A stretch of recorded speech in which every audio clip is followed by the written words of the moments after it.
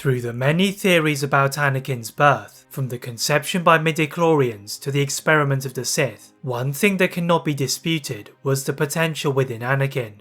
Even before his birth, the prophecy of the Chosen One was a legend, and could only be fulfilled from one born by the Force. It is said that the will of the Force acted to conceive this being of midichlorians, but as he and Shmi Skywalker were quickly moved to Tatooine, the Jedi failed to detect the Force-sensitive outside of the Republic's territory. Their Anakin's destiny could have never been fulfilled but for one chance encounter. When Jedi Master Qui-Gon Jinn landed on Tatooine, the rebellious Jedi would sense Anakin's potential, and after taking a blood sample, he had a midichlorian count that exceeded every Jedi. Thus began Anakin's journey to Jedi greatness, but for all his potential, he could have been even greater. When Anakin, now Darth Vader, encountered Obi-Wan on Mustafar, his overconfidence not only cost him his limbs, but also had psychological after effects that he never truly recovered from. Whilst his new armour provided him with an isolated space, cut off from the rest of the galaxy where he could focus on the Force, he could never unlock his true powers. But what if he had reached his true potential? What kind of Force feats could he achieve? The story does not begin on the volcanic shore of Mustafar, but on the realm of Mortis.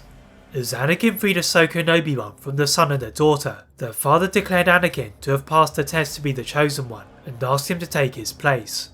Despite having just displayed the peak of his Force abilities by taming the children, Anakin and the Jedi initially declined the offer, but the words of the previous night are still in the mind of Anakin. The father had told him that the Sith were among those who were seeking to exploit the power of the Ones, and Anakin knew he could not allow it to fall into enemy hands. Both Ahsoka and Obi-Wan did not trust the Ones, and implored Anakin to leave the planet, but Anakin felt the weight of the words of the father, and as much as he tried to deny it, he was the Chosen One.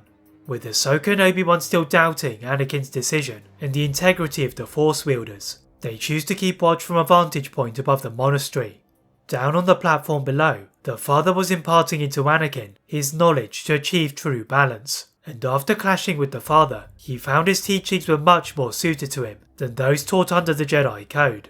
As hours turned into days, the father was growing weaker, and during one of his last planned lessons, the son chose to intervene. Swooping downwards in his avian form, the Darkseid wielder captured Ahsoka and Obi-Wan from their camp and placed them on two stakes outside the monastery. Instead of imploring Anakin to stay, the father allowed Anakin to free the Jedi to see if he had learned his lessons. The father was pleased to see that Anakin did not ignite his lightsaber, but instead approached the two limp bodies and tried to untie them. The Jedi's attempted rescue was soon interrupted by the son, who used the Force to push Anakin against the wall of the monastery and ordered him to bring him the dagger of Mortis. Anakin could sense the selfish desires of the son, and he decided to hide his unlocked powers, then travelled to the cavern to retrieve the dagger, which he had overheard from Anakin's lessons. As the sun glared at Anakin from the mouth of the cavern, Anakin leapt down the various platforms and retrieved the dagger from its invisible mountings. Turning to face the sun, the Jedi saluted him, and igniting his lightsaber, he blasted his way up and out of the cavern to find the father. Having planned for such a moment, the father waited for the presence of the son and passed over the last of his life force to Anakin before falling to the floor. The horrified son was joined by the equally shocked daughter, and together they decided to stop fighting whilst Anakin hid the dagger from their view. Having somewhat restored balance that the father had wanted, Ahsoka and Obi-Wan guided an exhausted Anakin to their ship, and with the Jedi Master flying the ship to prevent any further accidents, they departed from Mortis. The voice of Commander Rex awoke the Jedi from their slumber, and as Ahsoka and Obi-Wan would awaken, they quickly sensed a change from Anakin. Anakin gazed at his hands in disbelief, as he realised the power that he had been entrusted with and unlocked, and it was up to him to decide how balance was achieved. Once the Jedi met the 501st at their rendezvous point, Anakin was still tired from the influx of knowledge and power, but he wanted to ensure that he could control this power, and headed to his quarters in the Venator-class Star Destroyer. Obi-Wan had been searching for Anakin, having missed a report to the Jedi Council, and to his shock, he sees Anakin is meditating. Obi-Wan had tried over and over to get Anakin to meditate, but his former Padawan preferred to repair droids around the temple, and now Anakin was lifting every object in his room. Obi-Wan was now doubting if he and the Jedi had taught Anakin correctly, and after his encounter with Qui-Gon on Mortis, he wondered if he would have been a better master. As the Jedi settled into his own quarters, he also thought about the Jedi Council's reaction to Anakin's powers, and if they now considered Anakin to be dangerous. After returning from wild space and back to Coruscant, Obi-Wan and Ahsoka hadn't realised the extent of Anakin's power surge, as every Jedi they passed in the temple was now staring at Anakin like a Tyranitar had walked in. Once the trio entered the Jedi Council chambers, Anakin felt as small as he had done when he first arrived from Tatooine, as the Jedi Council members glared at him and asked him to tell the Jedi what had happened on Mortis. As Anakin recalled the test of the Chosen One and his teachings under the Father, many of the Jedi looked amazed at the legend of the Ones, but Master Windu was cautious. Like Obi-Wan had feared, the Master of the Order didn't believe that this Father could succeed where the Jedi had failed and control Anakin's emotions. The Jedi Knight could sense the unease in the Karun Master and knew he could annihilate Windu with a mere flick of his wrist, but this would go against what he had learned on Mortis. But for all of Anakin's flaws, Windu valued Anakin's skills as a warrior, and at such a crucial stage in the war, his powers were much needed. Before Anakin's next mission, he had hoped to meet Padme and Supreme Chancellor Palpatine, but when he found Padme at her apartment, she told him that the Chancellor had disappeared. Whilst most in the Senate thought Palpatine was on a diplomatic mission, Padme had seen even the inscrutable Masamida looking concerned, and Anakin was also worried for his mentor. With all attempts at a search being blocked by his guards, Anakin wanted to take matters into his own hands, and sent R2-D2 and C-3PO to the Senate building to find out where Palpatine had gone. Little did he know that Palpatine was actually still on Coruscant. When Anakin had arrived on Coruscant, the Chancellor had been talking to a group of senators in his office, but also had one eye on the return of Anakin, as he hoped to have one of their meetings. So when one of his Coruscant guard reported through a signal in his chair that Anakin's Venator-class Star Destroyer had arrived at the staging area, Palpatine was surprised to sense Anakin from such a distance.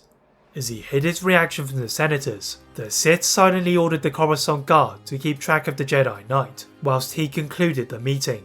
Once the senators departed, he received reports that other Jedi were taken aback by Anakin's aura, so he entered into his private office from the ceremonial room and searched for his apprentice.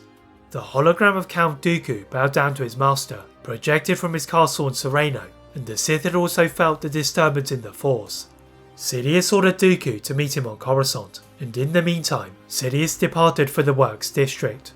In the abandoned Limerge building, Sidious stored an array of Sith artifacts and relics, but buried amongst these ornate objects was the work of both his master and Darth Tenebrous.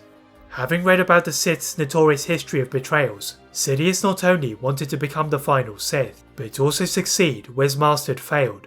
The Sith Lord had been searching for a way to transfer his body, and now with Anakin becoming so powerful, this gave him a number of options. Going through his Rolodex of evil allies, he needed someone who could get a sample of Anakin's blood, and the perfect candidate was Cat Bane, the Duras bounty hunter previous experience of infiltrating the temple, having helped Sidious retrieve a holocron, and now his services were needed again.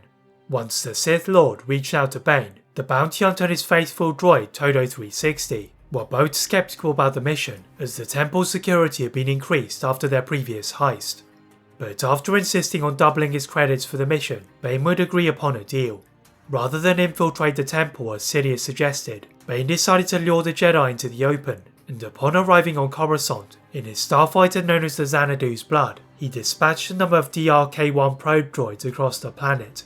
Bane would soon receive images of Anakin running through the Works District, and was soon on to the location of the Jedi Knight by surveying the alleyways from the rooftops. As Anakin stopped at a crossroads, Bane seized this moment and unleashed his whipcord from his gauntlet, but expecting to find a struggling Anakin, he found himself trapped by his own cord.